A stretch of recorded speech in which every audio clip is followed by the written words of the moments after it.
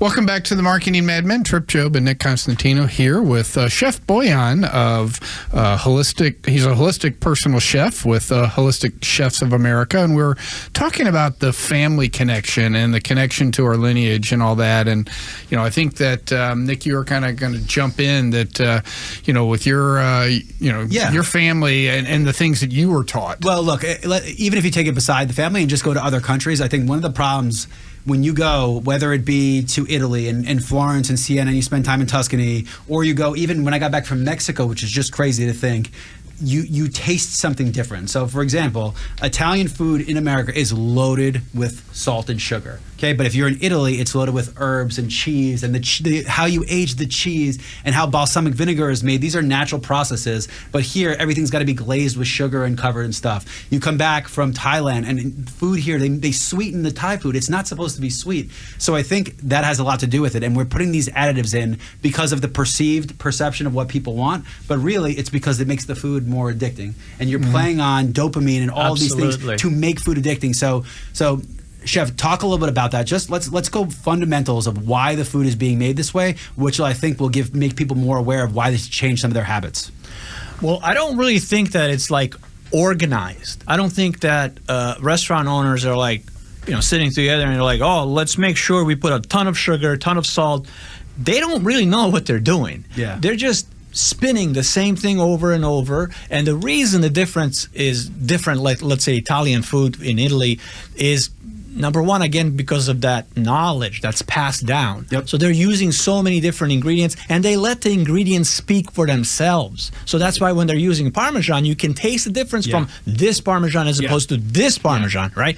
Yeah. And here we're using cellulose, Romano, which is wood, literally wood. Let's look. I mean, if you go to Europe, how many chains are there? How many franchises are there? Yeah. Right? They exist. They exist. They exist, but not to the same. Right. They're not as pervasive. It depends where in Europe, because there's a lot of KFCs in Prague, which was crazy when I was there. There's one on every corner. But there are different ingredients they can use. The sit-down restaurants, whether you want to go into the Olive Garden as one example, and restaurants like that where they set up the menu to get people back, and I think that's where you start to get some of that. I really wanted to bring this. I'm so glad that I got this attention now. That I really wanted to say something. It's so difficult for me to even hire a sous chef today because we have compartmentalized. How do you compartmentalize? Yes, and we kept it. The acronym in the restaurant industry is KISS. Keep it simple, stupid. But we made it so stupid. Okay, we made it so stupid that everything is fried these days. Yeah. You know what I mean? So it's like that's the reason why the food is not magical. I mean, I'm not saying in Buckhead, in some of these great restaurants, you're going to have great food, right? Yeah. And some of those preparations took like a whole week to preserve things, to get things. Yeah. You have sous chefs working on one presentation, on one menu. But outside of that, if we're talking about Olive Garden, if we're talking about all of these restaurants, Dearden group restaurants, right? We just made it too simple, stupid. Right. And that's the reason why. You're right, but I also think we have removed risk-taking from this a little bit. Yes, absolutely. And by removing risk-taking, we're just making the same repetitive things, especially the bigger the city gets. I remember, Washington, D.C. was a great example. I was in Washington, D.C. when it went from somewhere you didn't want to be to this boom town, and there were restaurants taking risks on every corner. Now what happens is, Atlanta's a great example. There was no ramen shops. One ramen shop, 44 ramen shops the next day. One Neapolitan pizza, 44 the next day. Yeah. So instead of looking for the next thing, you're beholden because of rent and all these things to just do the same thing over. And if you do the same thing over, you're just passing bad habits from one chef to another restaurant. Yes. Then the sous chef takes it from there. The courage to be different. But that's the thing, and that's lacking. That's and we have a good farm system, right? Most good chefs, executive chefs, will have a good sous chef, and that sous chef will become an executive chef. And that line, you can follow that line for some of the famous chefs. I mean, I'm sure back in the day in LA with Spago, with Wolfgang Puck, who started all that, you can follow a lineage of chefs across the world from him and Commander's Palace in New Orleans. You can follow those lineages. But that also came from using the best ingredients. Using the best ingredients, that's what a chef really wants. It's just today, everyone calls themselves a chef. Now, these days, it's like, if you're frying chicken wings for 20 years, you're... So when you hear farm to table, which we're hearing more and more of, so what's your opinion? The only thing worse is artisan. I know, but that's why I want to get into It's... obviously, I'm having a hard time keeping this positive with Nick, but... I love farm to table concept, but, those restaurants are really working with exactly what the farm is going to give them. So I love that. I love that as a concept. I'm not working on that. I really think that nationwide we should have Olive Gardens that would just be organic. Like, is it difficult to have organic pasta, organic sauces? Can we add some organic? It costs 10% more. Exactly. If you told someone you're passing that 10% on. That's my point. Why can't McDonald's have a bun that's not made of pure chemicals and just real bread? Why does it have to have 43 ingredients? Chick-fil-A too. I mean, literally 42 ingredients is the But you bring up the Chick-fil-A good point. deluxe sandwich. You bring up a good point, because if the consumer's not educated and asking for it, then there's no reason for them to do it. And the consumer. So I'll give you one great example. I've always been told my whole life by everybody, butter is the problem. Butter is not the problem. Oh, absolutely. Butter made from scratch, the age-old process of even Kerrygold butter. Healthy. Again, don't put 64 pounds of butter on it, because then it's a calorie issue. But as far as actually, we went through this whole margarine phase. Margarine turned out to be killing more people than any butter ever has. And also sugar-free, right? I mean, sugar-free. What did we do with sugar-free? And we don't even know about stevia yet. I know that they use sugar alcohols now in monk fruit and all that stuff, but you'll find out 10 years later that it did something wrong. Yeah. Just have brown sugar, or let's use fruits and vegetables in the cooking. Easy watermelon blends with almost anything. Throw watermelon in a dish. I highly recommend organic. The reason I wanted to talk a little bit about GMOs and why GMOs are made to withstand massive amounts of glyphosate and other pesticides. Nothing else will live in that environment. So you have single crops like corn, and it's sprayed with massive amounts of glyphosate.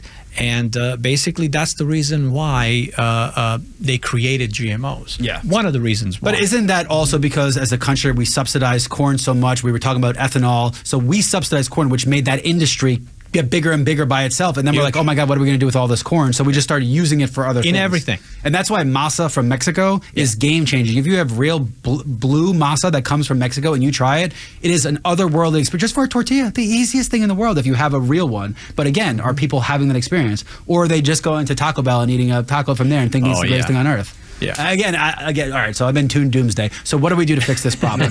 Talk about some home chefs, what ingredients to look for, what things to cook with, what things to just stay away from as a whole, because I think that'll be great. And then if they can't, let's talk about your business and how they can call you and have you do some of that work for them. Great. Well, sugar is the most destructive force in the universe. So sugar and high fructose corn syrup, and corn syrup in general, because it's, again, 95% of it is genetically modified, and so it's tons of pesticides, right? So you want to have as much organic and from scratch ingredients. Yeah. You want to cook it yourself, really. You have pasture raised eggs. Yeah. What's healthier than that? Yeah. And organic butter. I have a good one here personally. So one of the things I found with my tomato sauce, which I make every Sunday, is a lot of everything calls for sugar. One, don't do it. But two, you have to a little bit of maple syrup, organic maple syrup. Tastes very, very good in that kind of thing. Sure. I don't put any sugar or any sweetener in my tomato sauce because I'm using, first of all, the best tomatoes from Italy. And when you're cooking it down, that's when you get all the amino acids to burn down. That's a good point. Caramelizing onions is something I've developed later. The caramelization of the onions makes a natural sweeter and pulls some of the... I love it. I cook my onions way, way down. Yeah. That, to me, it's the most important But thing. you're talking 40 minutes. I mean, I made a whole method of my life to make French onion soup. I made it wrong for so long because I was lazy and I was only cooking the onion for 20. Those things got to go for 50 minutes, an hour and 10 minutes. And you got to constantly be stirring it. Yeah. But once you get it, it has nothing to do with the fat you put in. It is purely about what those onions do. Exactly. And the worst part is, do you know what they charge you in a restaurant for something that costs 13 cents to make? Sure. I saw one for $24 in downtown Atlanta for French onion soup. That's pretty close to peasant food. That is ridiculous. Ridiculous. Sorry. Yeah. Tangents happen every once in a while. Well, my advice is to shop yourself for organic ingredients. Aldi is incredibly, affordable. Incredibly affordable. You can right now get a whole pound of ground organic beef, $85.15 at Aldi for $3.99. Yeah. $3.99 a pound. Yeah, and that's another. Fat's not the enemy. Fat is flavor. Absolutely. Fat is not. Fat is not the enemy. No. I mean, definitely, have your doctor check your numbers. Your numbers are super important. But then they're just putting canola oil, which is the enemy. Yes, exactly. Seed oils and canola oil, and all of those oils are really the enemy, and also sugar-free and sugar. So it's like the best thing to do is cook like your grandma used to cook. Yeah. With butter, with extra virgin olive oil, cook from scratch. If you can't afford someone like me or a personal chef to cook, make sure, like, if you are hiring someone else, make sure that they give you the receipts and they show you where did they go shopping.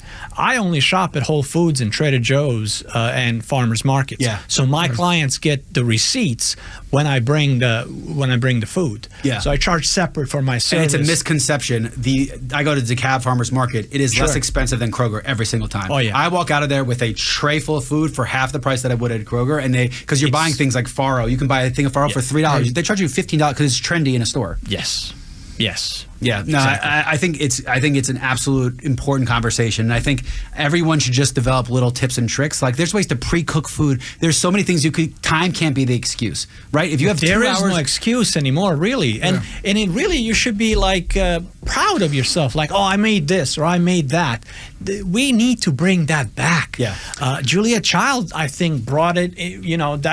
That was one of my heroes, right? Yeah. It was and do it with your family. I mean, my son's home from college for the summer, and we actually last week, he wanted to see how I made something. He was like, "Hey, I want to take this back," because he lives on his own, and so it's that.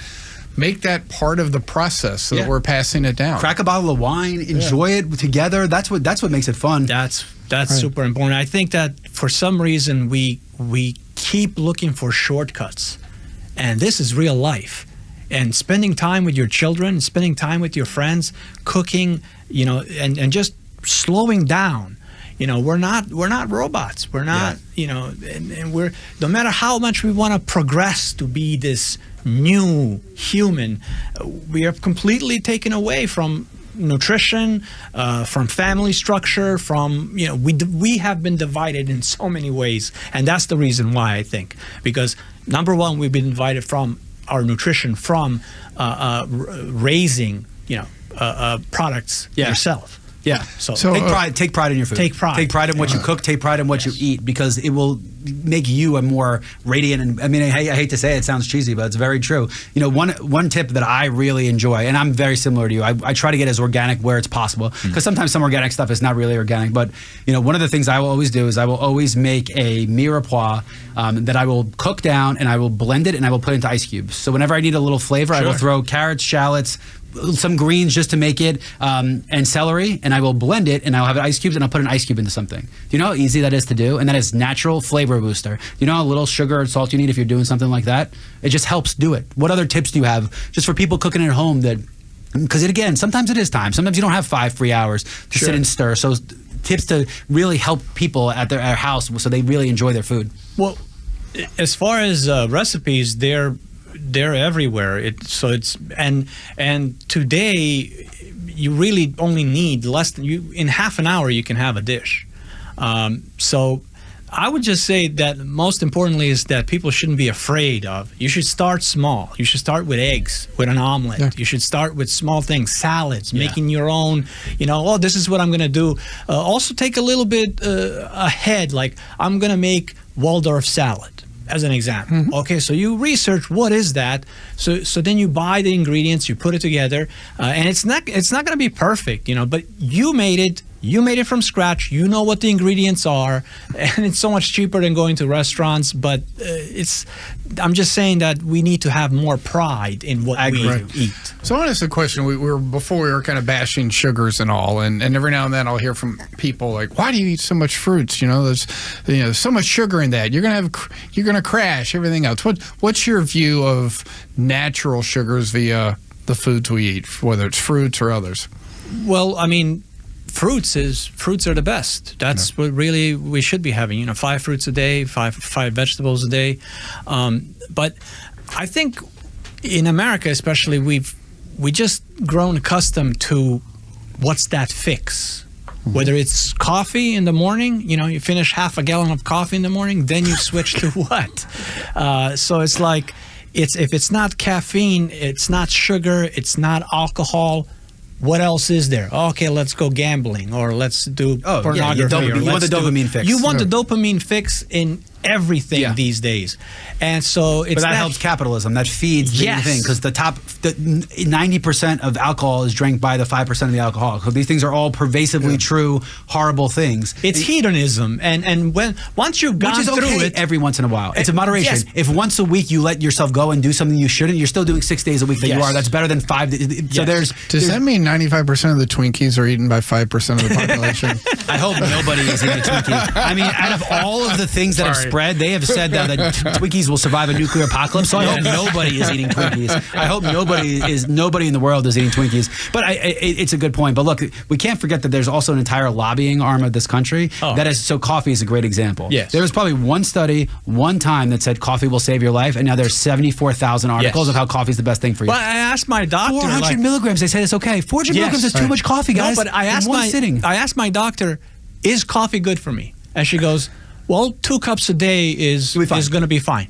I didn't ask if that's fine or how many cups. Is it good for me? Chef, you're not gonna believe this. I've never had a cup of coffee in my life. Well, that explains so much. This is the most transcendent marketing Madman moment. I've just learned more about you from that. I am an iced tea-aholic. I will admit that, but I've never had coffee. Well, I'm sweet and iced tea. It's close. I will say sometimes real-world experience here is important. I was a big coffee drinker. I'm Italian. I have to be. But every January, February, March, I switch over to just green tea, and I probably lose weight, and my skin is glowing. I think clear. It's amazing, and it's got caffeine. And no one's saying that. But if you do that switch, so real-world application, I think coffee is fine, and I think drinking a cup every once in a while is fine, but you see it. If you're going to drink coffee, you have to drink organic.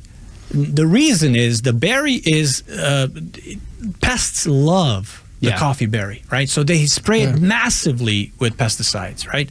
So if it's not organic, I mean, Starbucks, at this point, like I was saying, collusion, like, come on, man. They don't have organic coffee. They don't even give you any options of anything organic at all whatsoever. The DeKalb Farmers Market does a really good job because they're buying it directly from the farms in Ethiopia. And again, do I trust an Ethiopian farm that it's really organic? That's a different story, but I trust that they put more love into it than Starbucks does. But at Aldi, you're going to get 12 ounces of organic coffee for $5.99. Yeah. I'm just saying Trader Joe's. Just buy organic and make it yourself. Yeah. And demand from your coffee, your local coffee place. What's great about coffee, you understand this fact about Italy and in Serbia, we have that coffee culture where we sit down. We sit down at 9 o'clock, 10 o'clock at night. And we'll have coffee.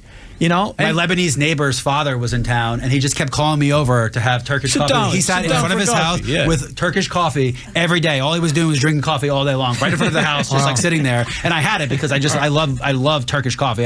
With the ground still in it, it's amazing. But we got to demand organic everywhere we go. So I'm going to take that as the point to Chef. Tell us a little bit about Holistic Chefs of America. Thank you. Well, I want to say about, first of all, holistic cooking. Like my website is holisticchefsofamerica.com. What makes it holistic? Well, it's not quinoa and kale burritos. Do you know what I mean? It's like that's number one. Who wants to eat that, right? It's really making the ingredients sing for themselves. So I don't add like half a stick of butter into an already finished Alfredo sauce.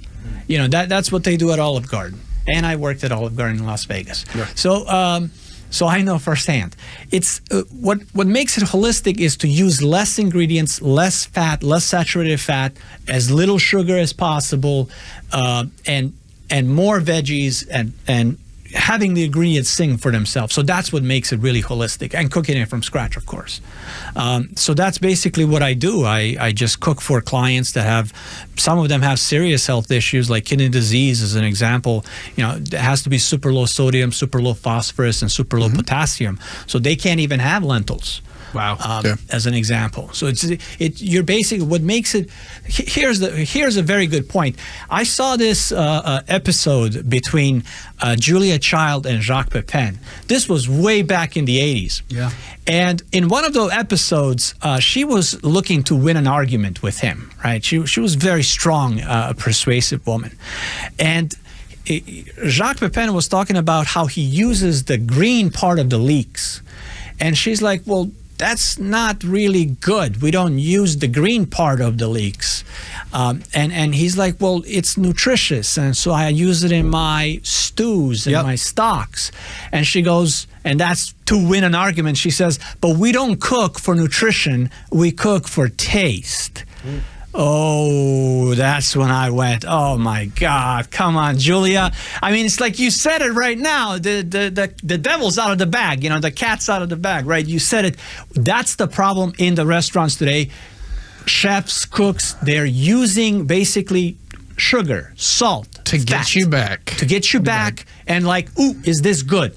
No. How about the ingredients singing for themselves? Yeah. How about that steak without A1 sauce on top? I don't disagree with you, but I think one of the problems is we eat out as a society too much. Yes. Because if you're going out once every 2 weeks to enjoy that hedonistic meal, good for you. Yeah. But if you're going out 5 days a week, understand that you're being served food with the intention of, this is not a criticism of Olive Garden, but some of these local chains that have 10 locations, they know you're hooked when you're a customer. They want you to keep coming back. So I think it's also how we've chosen to eat.